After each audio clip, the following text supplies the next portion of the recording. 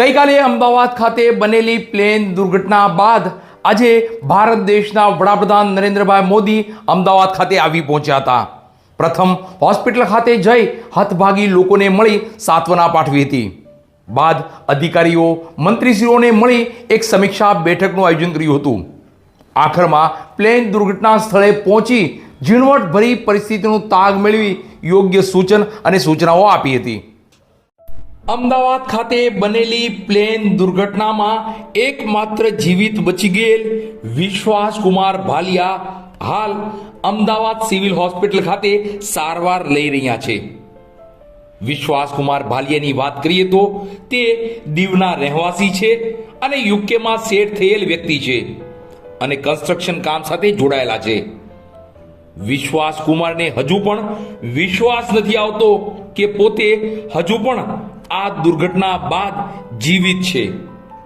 ત્યારે આજે ભારત દેશના પ્રધાનમંત્રી નરેન્દ્રભાઈ મોદી પ્લેન દુર્ઘટનાના એકમાત્ર જીવિત વ્યક્તિ વિશ્વાસ કુમાર ભાલિયાની ખબર અંતર પૂછવા અને મળવા પહોંચ્યા હતા.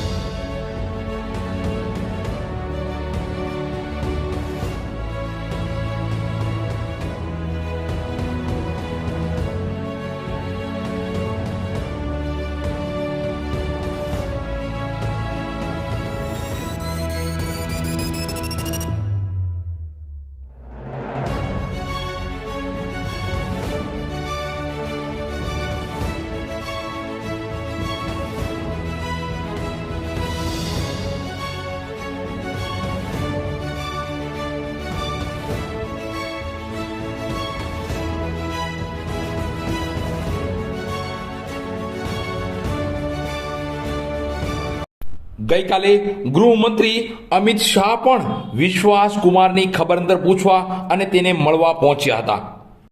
પ્રધાનમંત્રી નરેન્દ્રભાઈ મોદી અમદાવાદ ખાતે પહોંચતા જ વિવિધ મંત્રીશ્રીઓ, અધિકારીગણ, વિવિધ ઓથોરિટીઝ અને કર્મચારીઓ સાથે એક સમીક્ષા બેઠક યોજી હતી અને દુર્ઘટનાની પરિસ્થિતિની ઝીણવટપૂર્વકની જાણકારી મેળવી હતી અને તમામ પ્રશાસન, મંત્રીશ્રીઓ, અધિકારીઓ અને કર્મચારીઓને યોગ્ય સૂચન અને સૂચનાઓ આપી હતી.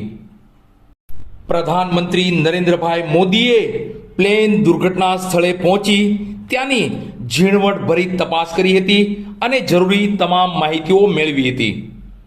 આ સમયે પ્રધાનમંત્રી નરેન્દ્ર મોદી સાથે ગુજરાતના મુખ્યમંત્રી ભૂપેન્દ્રભાઈ પટેલ અને રાજ્યના ગૃહમંત્રી હર્ષ સંઘવી પણ ઉપસ્થિત રહી દુર્ઘટનાની પરિસ્થિતિ, દુર્ઘટના બાદના કાર્યો, પ્લેન દુર્ઘટનાથી લઈ હોસ્પિટલ સુધીની તમામ બાબતોની પ્રધાનમંત્રી નરેન્દ્ર મોદીને માહિતીઓ આપી હતી.